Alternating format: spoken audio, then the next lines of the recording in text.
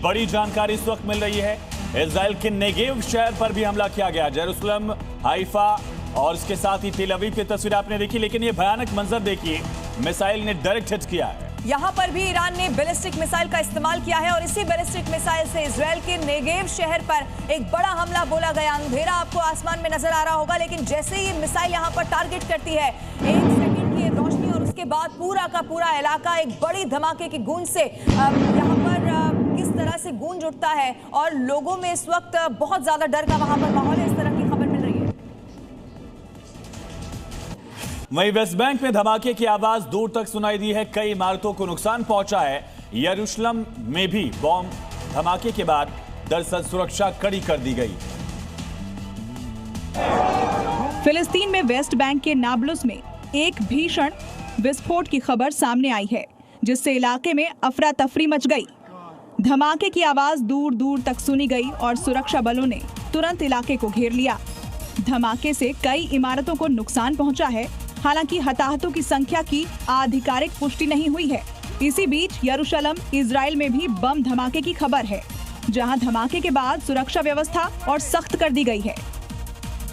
और तेल अवीव में भीषण हमले को लेकर कई शहरों में लगातार ईरानी हमले के सायरन इस वक्त बजाए जा रहे हैं और इसके साथ ही लोगों से अपील की जा रही है कि वो अलर्ट पर रहें। ईरान के पलटवार से तेल अवीव में दहशत है।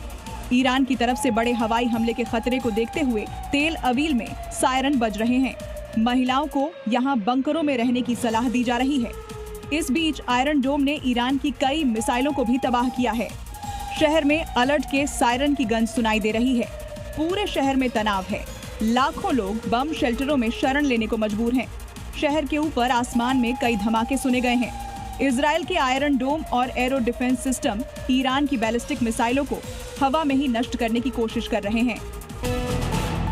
खाड़ी देशों पर ईरान के ताबड़तोड़ हमले जारी। कई जगहों पर मिसाइल अटैक। ईरानी ड्रोन ने बहरीन में अमेरिकी नौसैनिक अड्डों को बनाया निशाना। ईरान ने किया अमेरिकी युद्धपोत अब्राहम लिंकन पर हमले का बड़ा दावा। ईरानी मीडिया का दावा, 4 बैलिस्टिक मिसाइलों से अब्राहम लिंकन को किया गया है टारगेट। यूएस ने दावे को खारिज किया।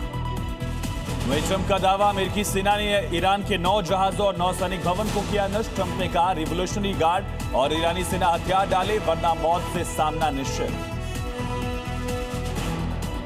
ईरान के हमले के बाद संयुक्त अरब अमीरात ने तेहरान में अपना दूतावास कर दिया है बंद। राजदूत और सभी राजनयिकों को ईरान से वापस बुलाने का किया गया ऐलान।